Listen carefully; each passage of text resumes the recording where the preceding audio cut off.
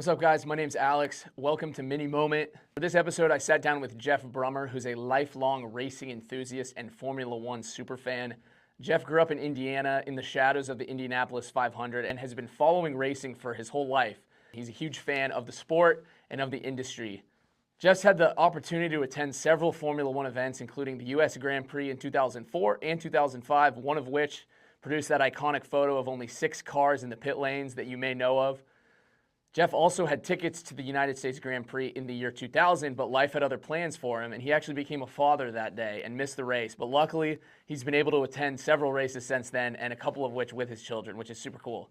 Jeff was also in Austin at the inaugural Austin Grand Prix in 2012. Jeff and I deep dove sports marketing tactics, the latest brand endorsement deals, talking about Formula One as a sport, but more of Formula One as a culture, and the fans that follow the sport and follow the athletes, and how brands have tried to get a piece of that exact concept. We see athletes completely transcending the sport itself now. Athletes like Lewis Hamilton signing massive apparel deals. Athletes like George Russell and Lando Norris, who have tremendous social followings of people that just like their personality and like what they do every day, even when they're not racing. It's super fascinating to follow, and you may notice a similar trend across a lot of sports, but what really has driven a lot of this theme and this subculture attached to Formula One is the Netflix series Drive to Survive, where a lot of athletes' personalities were shown and the behind-the-scenes content that we're not super used to seeing with sports. And obviously, after the success of the show, you've seen a lot of other sports and leagues and even players try to recreate something similar to introduce their personal brand and who they are outside of their sport to the world. Unfortunately, we recorded days before Formula One and Disney announced their partnership. I would love to hear Jeff's opinion, and maybe we'll record a future episode just about that, because I can't even imagine what Disney's cooking up to get involved with Formula One. Hope you enjoy the conversation as much as I did, and looking forward to doing more of these sit-downs in the future. Cool. All right, let's do it. Ready? Yeah. I'm excited. First one ever.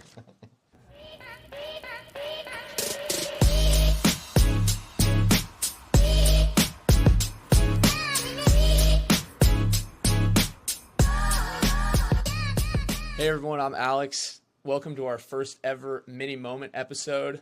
I'm sitting down here with Jeff in our Portland studio, and today we're going to talk all about Formula One and the subculture that's taken off around the sport. So first up, Jeff, thanks for being here. Really excited to sit down and chat.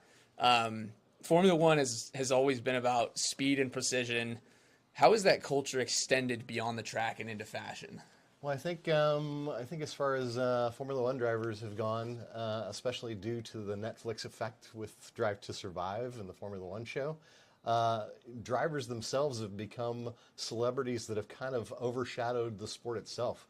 A lot of the social media channels and the followers that come with that have overshadowed the capacity of the actual sport. People know those individuals by their personality and less by the fact of what they do for a living, which is drive a Formula One car. They've become fashion icons. It's really tremendous to see the transition here over the last couple of years. Yeah, I feel like I definitely see more individual racer content than team sport racing content now, and maybe that's just how my feed is curated, but I feel like the trend we're talking about, that is happening to many people, and they're finding their way to Formula One through different paths that maybe no one set out to find, but it all kind of leads to the same place. Absolutely. It's really interesting. Absolutely.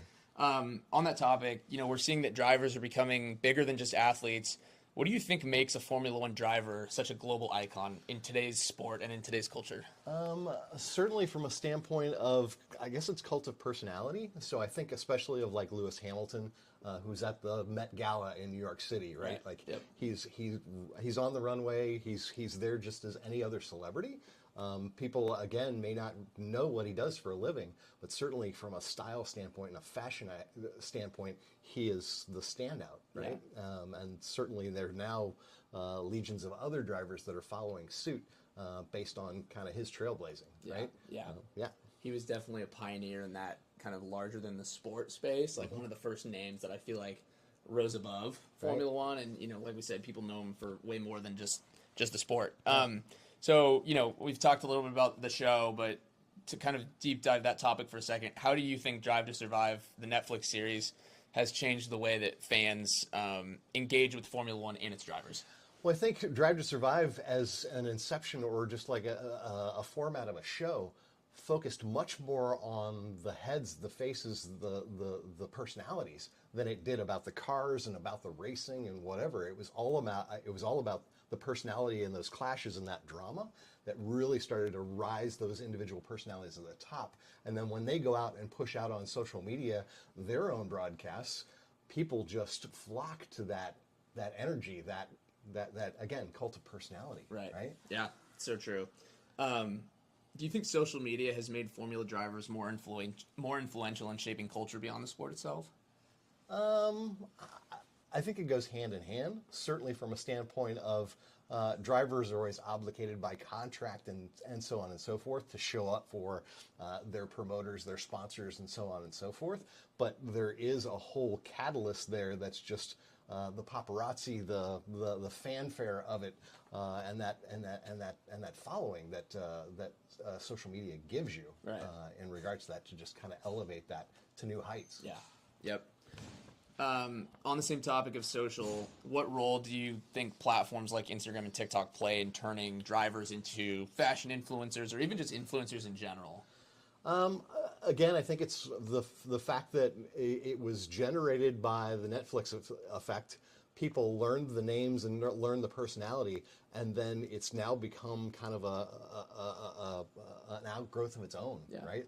Those individual follows, or my favorite driver becomes all I follow, and less about the series, and less about the track, and less about the core of what Formula One is, right? It's all about that individual personality moving it forward. Yeah.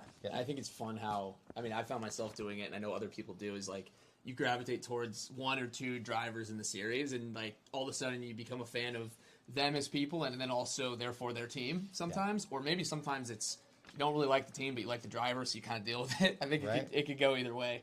Right. In the past, on that topic, fans have followed teams, now they follow drivers. How do you see that shift impacting sponsorships and brand deals?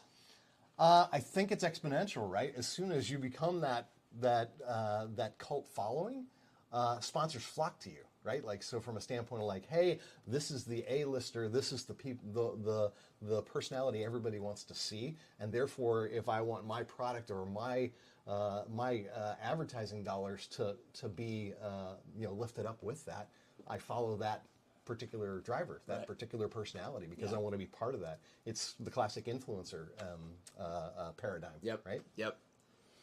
What do you think draws fans to a driver's personal style, and how does that influence their interest in the brands that they wear? Certainly it's crafted just like anything else. If we think about things like Fernando Alonso versus Lewis Hamilton, where one is very high fashion and very avant-garde, one is maybe a little bit more classic and high style. I don't want to say high style, classic style, right? So from that standpoint, they do kind of create their own little superhero silos, if you will, in regards to, hey, each one of them has a unique personality. And that to me is also what's so exciting about it, is the fact that like, hey, each of those drivers you follow almost have their own little avatar, right? It's in the way they dress. It's what they wear. It's who they're collaborating with, that are all centered around building their brand as personalities. Sure. Yeah. From Lewis to, Lewis and Lululemon, one of the more recent ones, Max Verstappen, has been seen in Red Bull streetwear, of course. Why do you think brands are investing in individual drivers rather than just the traditional model, which was to sponsor the whole team? I think it's driven by media impressions, right? Because again, if we kind of weigh the impressions from the series versus the impressions from the personalities, they're now outpacing what the actual series is in regards to number of followers and number of people that are just paying attention to those individuals. So they're just kind of riding that trend, right? Yep, totally. Do you think brands now see athletes as the main gateway to engaging with fans rather than traditional advertising? It's a little bit hard to tell, certainly from a standpoint of, I think we'll have a leveling out in regards to like, hey, we'll reach that kind of pinnacle or that bell curve where that will start to have a diminishing return as it kind of floods the market and overshadows it. But I think that trend has still got some growth to go. Yeah, we haven't reached the top of that bell curve yet. Correct. I agree. How do sportswear brands use an athlete's personal brand to market to younger audiences? I think actually the whole social media influence and that whole social media impression that those individual drivers broadcast out have everything to do with the fact that that demographic is moving ever younger, right? Because that's where the audiences live, is in that social media space. So from that standpoint, I think it's super important, and it's also from a standpoint of how that demographic is continuing to have more followers and more numbers and so on and so forth in regards to that is because of that upshift. If we went back 10 years ago, there wouldn't be near the following and or the younger demographic flocking to F1 as they have in the last 5 years, largely due to social media influence. Yep, I agree. What makes Formula One drivers uniquely valuable to sportswear brands compared to, say, athletes in other sports, maybe more traditional ball sports, if you will? Formula One has always been kind of the pinnacle, the top of the heap in regards to the high pinnacle lifestyle. Right? It's aspirational. Everybody loves Monaco. Everybody loves the fanfare and the champagne and the yachts and the boats and whatever else, and they all aspire to just peek into that window for a moment, right? Because it is such a different world to the average Formula One fan, right? It's just really a matter of like, hey, it's all there in front of you. The scenery is beautiful. The tracks are beautiful, so on and so forth. So I think it's that just whole aspirational aspect that is the driver versus, hey, an arena sport or a stadium sport or what have you, where it's maybe not as glamorous or glamorified. Because there isn't that whole kind of 360 that you're getting from a Formula One venue that you aren't getting in ball sport. Yeah, no, that makes total sense, and I think the structure of their kind of roadshow model, right, is literally they go on the road to different parts of the world that are beautiful and unique, and that jet setter lifestyle is attached to luxury, certainly, and so I think you get some of that indirectly. I totally agree. Absolutely. We see Formula One fashion collaborations selling out very quickly when they drop. What do you think makes these collections so desirable? Again, I think it's that loyalty that's built from those social media platforms. You become a die-hard Lewis fan, you want to be in the Lewis gear, you want to be wearing the Lewis watch, you want to be wearing the Lewis glasses, right? So from that standpoint, it's just really a matter of, hey, those endorsements are super valuable because that audience now wants to emulate being as close to Lewis as they can through the products that he delivers. Yeah. And I would imagine, to kind of flip it from the athlete perspective, I'm sure the athletes and their agents have those conversations about what sponsorships are on brand for their profile in that moment, right? Absolutely. Can they say no? Yes, to a lot, I would guess. Yes, I'm sure that's very tailored. It's to our earlier comments, just in regards to the fact that like each of those personalities have something that aligns to their quote unquote brand and their personality, right? So certain things that you're going to see a Lewis Hamilton endorse or wear or whatever else are not going to be what a Fernando Alonso is going to wear, because he's just a different character. He's just a different personality, and those extensions come from that and those alignments with sponsorship. Yep. Is this shift towards lifestyle and fashion changing how drivers think about their brands and career longevity, do you think?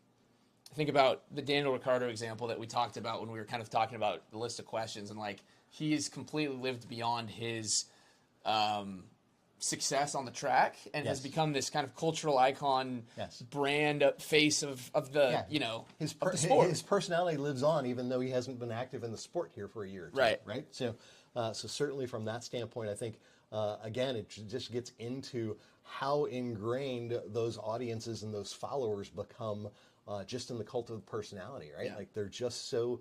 And again, Daniel Ricciardo is a great example because the guy is just such an approachable, nice, lovable guy. Yeah. And you can't not like him. Like he's just like, yeah, he's not no longer in the sport, but certainly if he shows up in the pit lane, everyone's flocking to him. Totally. Right? Yeah. Yeah.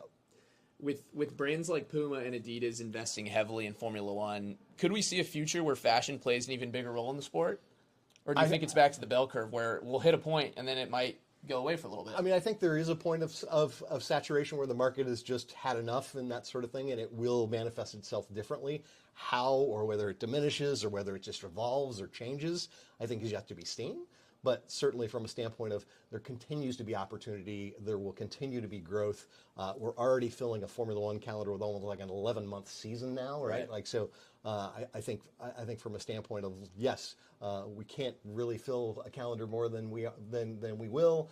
So there will be some sort of ceiling that will be created, but I think there's still room to grow. Yeah. And finally, do you think the connection between racing and fashion will keep growing, or is this just a trend? I think that it will continue to grow, but it will change as it grows. Awesome. Thank you so much, Jeff. This has been a great conversation. Awesome. Thank you.